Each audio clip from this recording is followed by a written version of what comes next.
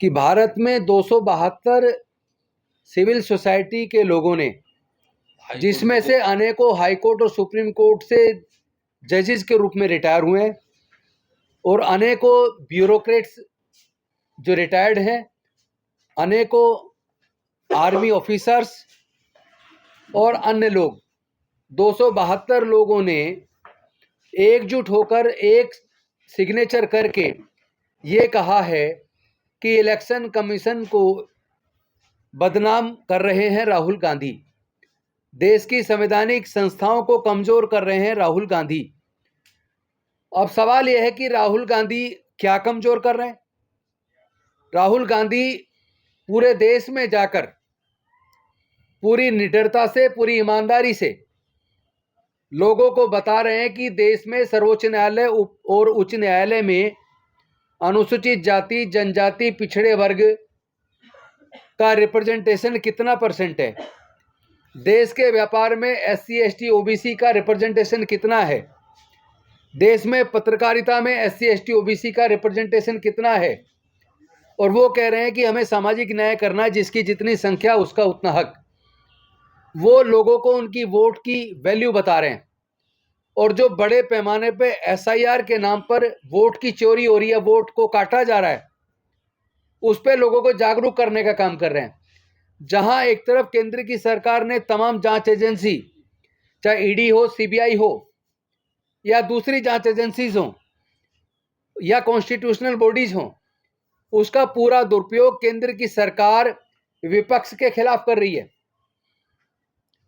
उसके खिलाफ इन 272 लोगों ने एक भी सिग्नेचर उसके खिलाफ नहीं किया, उसके खिलाफ 272 लोगों ने नहीं बोला, लेकिन एक व्यक्ति अकेला ED, CBI के द्वारा प्रताड़ित करने के बावजूद बिना डरे इस देश के SC, ST, OBC माइनॉरिटी की आवाज बन के उभरा है, जो सामाजिक न्याय की बात कर रहा है, जो कह रहा है जिसकी जितनी संख्या उसका उतना हक।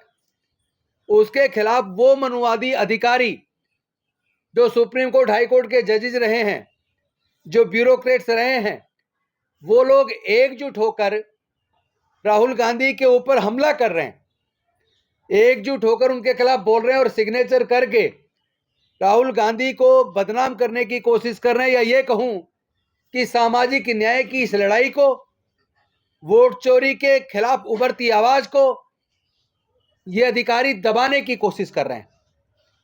और इन अधिकारियों से मैं पूछना चाहता हूं कि जो एक एक मकान में 700 वोट, 500 वोट, 400 वोट बनी है, क्या उन्होंने उसके खिलाफ एक शब्द भी बोला?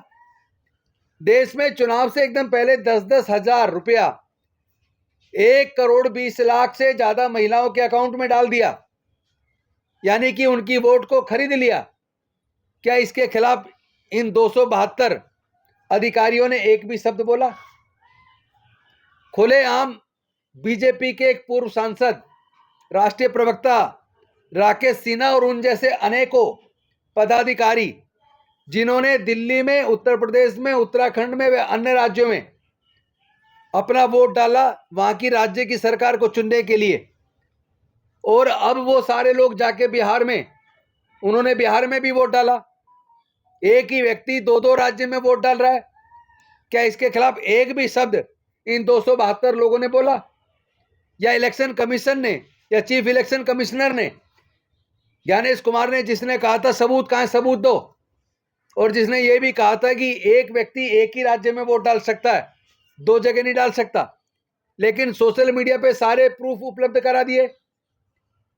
क्या इलेक्शन कमीशन को नजर नहीं आ रहा? उस पर इलेक्शन कमीशन ने एक भी कार्रवाई की हो तो इलेक्शन कमीशन बताए। उसके ऊपर ये 272 हाई कोर्ट, सुप्रीम कोर्ट के रिटायर्ड जजेस या रिटायर्ड ब्यूरोक्रेट्स, क्या इन्होंने इसके ऊपर एक शब्द भी बोला?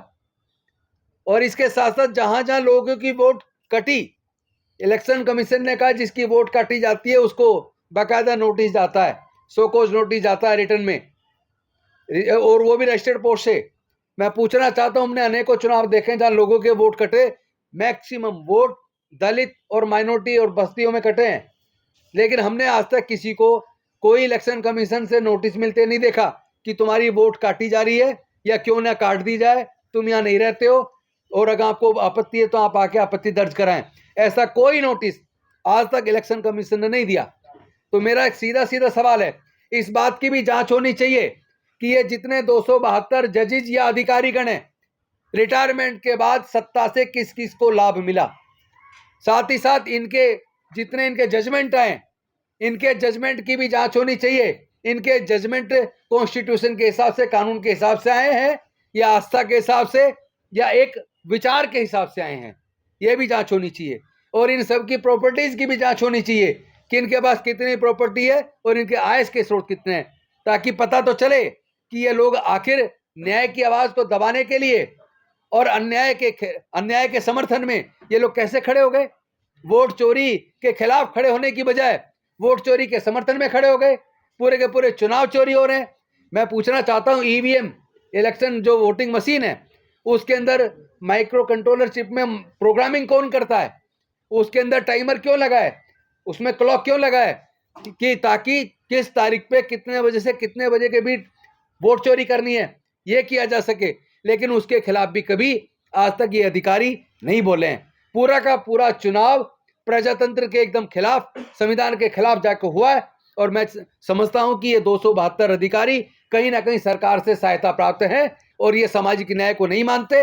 इनके जजमेंट में भी मैंने इनके अनेकों की जजमेंट पढ़ी है जिसमें सामाजिक न्याय नजर नहीं आता। इनमें से कई एनजीटी के चेयरमैन और मेंबर बने, इनमें से कई ह्यूमन राइट्स में बने या दूसरी कॉन्स्टिट्यूशनल बॉडी में रिटायरमेंट के बाद बेनिफिट इन लोगों ने पाए, वो लोग ऐसी बात कर रहे हैं। तो इन सबकी जांच भी होनी चाहिए और देश के लोगों को इनकी भर्त्सना भी करनी चाहिए। और ये लोग हमेशा केवल भारतीय जनता पार्टी और केंद्र की सत्ता के पक्ष में ही क्यों बोलते हैं? जो आप वो कभी जाके सर्वे कर लें, जांच कर लें। यहाँ देश के जो आम आदमी है उनसे पूछ लें, क्या उन्हें इस बात पर भरोसा है कि ईवीएम से ईमानदारी से उनका वोट पड़ता है? क्या उन्हें यह भरोसा है कि वास्तव में आज का जो चुनाव आयोग निष्पक्ष है? ये जनता बताए। ये 272 अधिकारी तय नहीं करेंगे, ये देश की जनता तय करेगी। धन्यवाद साथियों।